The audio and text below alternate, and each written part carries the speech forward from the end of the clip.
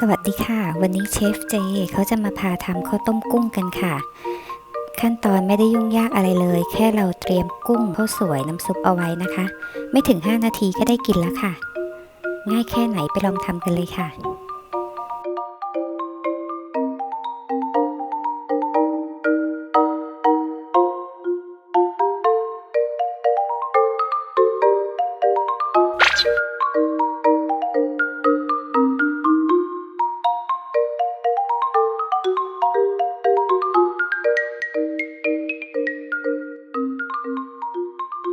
ส่วนผสมหลักๆที่ต้องเตรียมมีแค่3อย่างนะคะมีกุ้งข้าวสวยและน้ำซุปค่ะ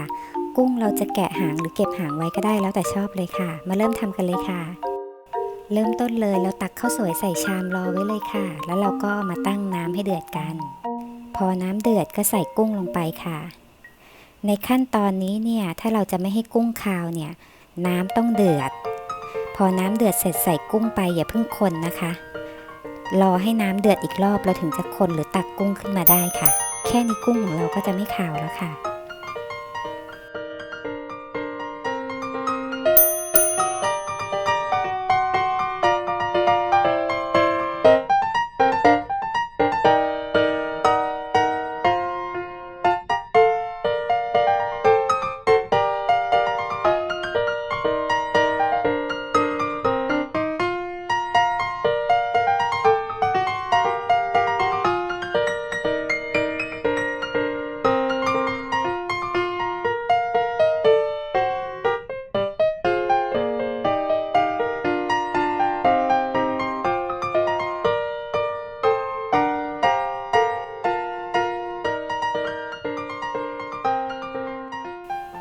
พอกุ้งสุกแล้วเราก็ตักกุ้ง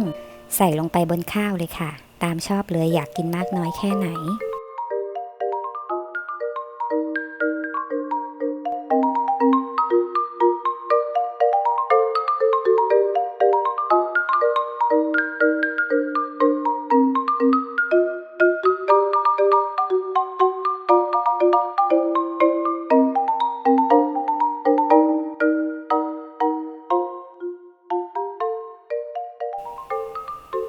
แล้วก็ตักน้ำซุปใส่ค่ะ